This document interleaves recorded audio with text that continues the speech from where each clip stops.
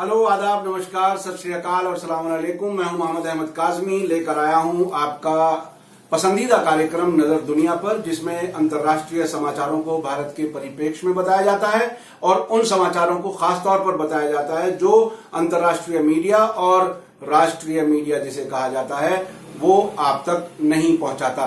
तो आज भी सबसे बड़ी खबर है सऊदी अरब के पत्रकार जमाल खाशोगी की हत्या के बारे में। ये बड़ी खबर इसलिए है कि अब सऊदी अरब तैयारी कर रहा है अपना गुनाह कबूल करने की, और ये एक बहुत बड़े अखबार ने और ऐसी जगह से रहस्य उद्घाटन है जो मैं समझता हूं बिल्कुल अंदर की खबर लेकर आया है। इस खबर पर हम आएंगे बाद में, और अब चलते हैं दूसरी खबर की तरफ। वो ये है कि देश में तेल के मूल्यों से बढ़ते हुए मूल्यों से चिंतित प्रधानमंत्री नरेंद्र मोदी ने कल नई दिल्ली में ऑयल कंपनीज के सीईओज और सऊदी अरब और यूनाइटेड अरब एमिरेट्स, जिसे संयुक्त अरब इमारात कहते हैं, उनके तेल मंत्रियों से बैठक की है। इसमें प्रधानमंत्री के लिए ज्यादा चिंता का विषय इसलिए भी है कि एक तो कीमत इतनी बढ़ रही है और चुनाव भी नजदीक हैं। ऐसी स्थिति में सरकार के लिए बहुत बड़ी कठिनाई है। इसमें प्रधानमंत्री ने कहा है तेल उत्पादक देशों से कि वो कोई ऐसा पेमेंट का मैकेनिज्म बनाएं, और अपनी कंपनियों से भी कहा है जिससे कि रुपए की जो डॉलर के मुकाबले कीमत है जो घट रही है उसका असर कम से कम हो और ग्राहकों को तेल ठीक उचित कीमत पर दिया जा सके।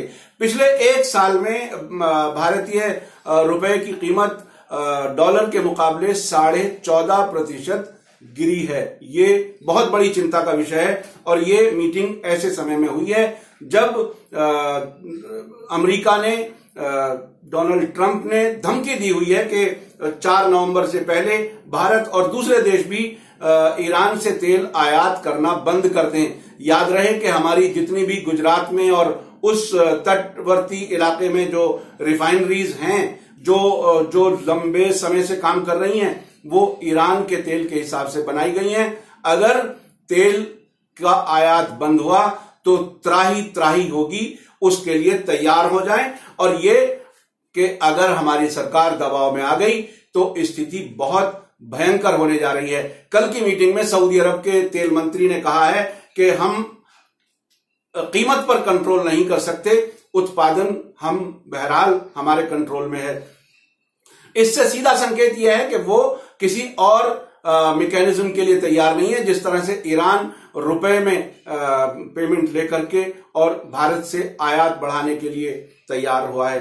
चूंकि सऊदी अरब को हथियार चाहिए, यमन की जंग जारी है, पूरे क्षेत्र में बहरेन और यमन और कहां कहां स्थिति खराब है, और इसमें सऊदी अरब का हाथ है। और हथियारों की खरीद, जैसा कि मैंने कल बताया था, खुद सऊदी अरब के एक पत्रकार ने लिखा था कि अमेरिका की जो हथियार की बनाने वाली कंपनियां हैं उसका 10% केवल सऊदी अरब खरीदता है और विश्व के बाकी सारे देश केवल 5% खरीदते हैं। तो ये जाहिर है उस खरीदारी के लिए डॉलर चाहिए, और ईरान की तरह से सऊदी अरब अपने रियाल में या रुपए में हिसाब किताब करने के लिए तैयार नहीं दिखता।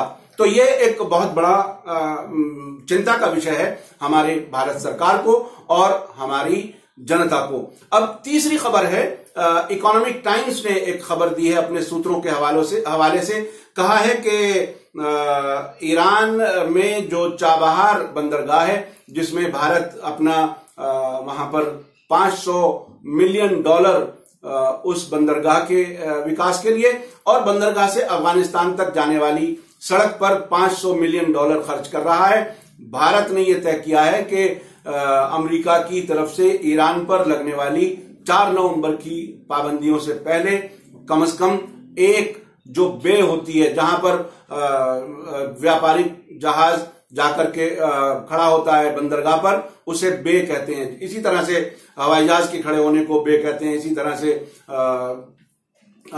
मुख्तलिफ जो जहां पार्क की जाती है वो गाड़ी व्यापार की, उसको बे कहते हैं। तो ये बंदरगाह का एक बे कंप्लीट करने के लिए भारत ने तय किया है कि जल्दी जल्दी उसको कंप्लीट कर लिया जाए। गत सप्ताह ईरान का एक प्रतिनिधिमंडल दिल्ली आया हुआ था।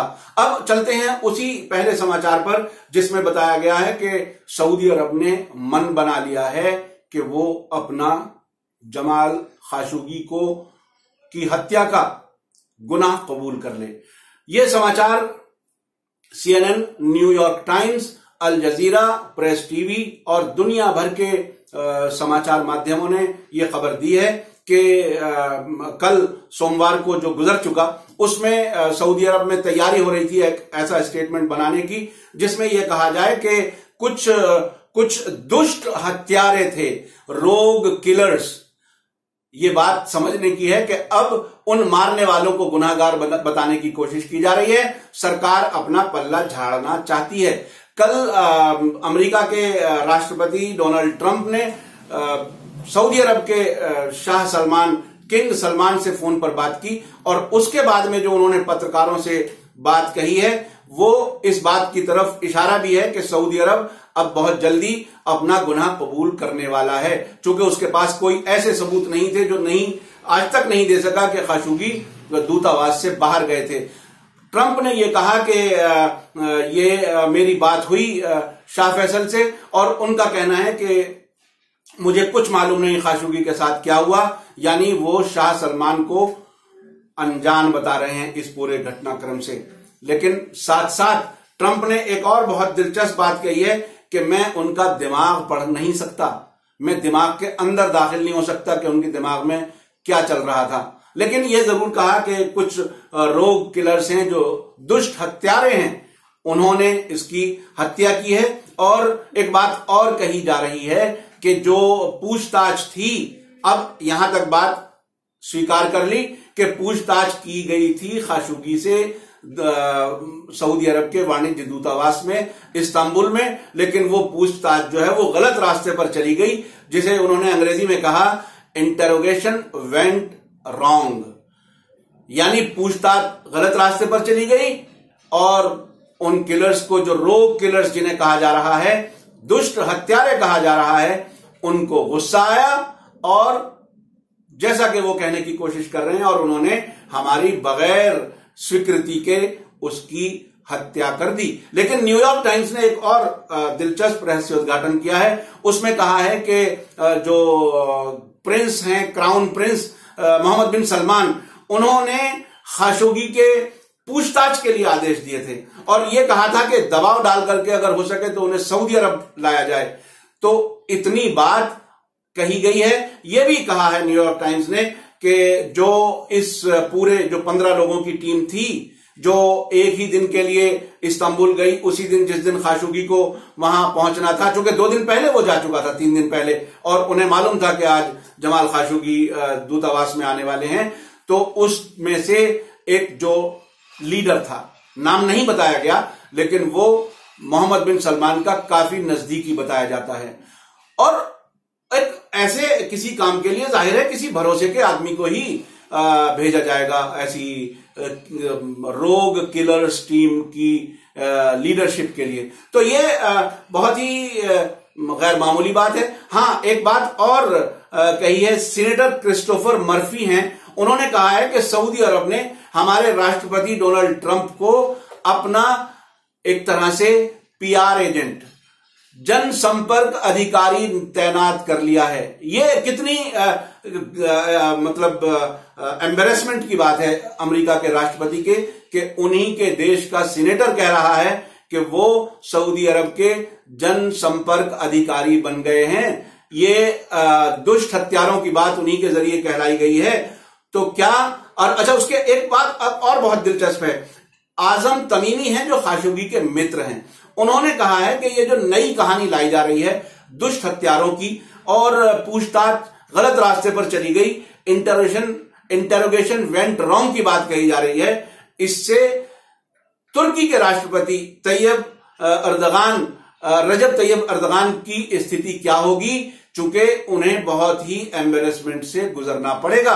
तुर्की की पुलिस और उनके जो पूछताछ करने वाले लोग हैं, जो खुफिया एजेंसी है, वो अब तक इतनी बातें बता चुकी हत्या के कंफर्म करने की कि उससे अब वापस आना बहुत मुश्किल है। मैं समझता हूं इससे ज्यादा नहीं कर सकते एर्दोगान के वो जॉइंट इन्वेस्टिगेशन टीम बना सकें। उसके लिए एक तरह से सऊदी अरब के शाह के साथ जो उन्होंने फोन पे बात की थी परसों, उस पर उनकी अंडरस्टैंडिंग हो गई, लेकिन शायद एर्दोगान भी उन हकीकतों को, उन फैक्ट्स को, उन तथ्यों को जो अब तक सामने आ चुके हैं उसे मिटा नहीं सकेंगे।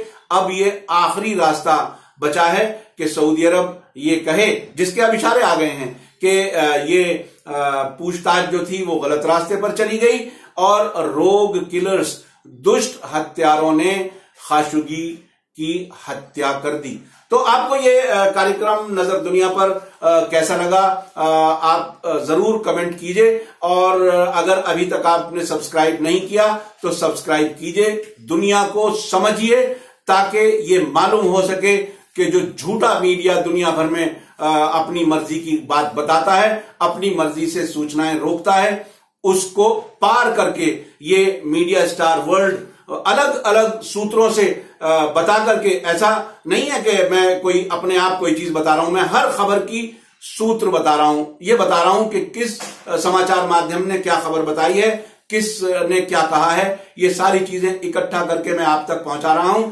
आप ये नजर दुनिया पर कार्यक्रम media star world YouTube channel पर सब्सक्राइब कर सकते हैं। लाल रंग से सब्सक्राइब लिखा है, उसके साथ जब आप सब्सक्राइब करेंगे तो एक घंटी नजर आएगी, उस घंटी को भी दबा दें ताकि आपको हर नई वीडियो की सूचना मिले और आप सही समय पर उसे देख सकें। आप हमारे कार्यक्रम को फेसबुक, इंस्टाग्राम और ट्विटर पर भी फॉलो कर सकते हैं। तो मैं इसी के साथ लेता हूं इजाजत। जय भारत, जय हिंद।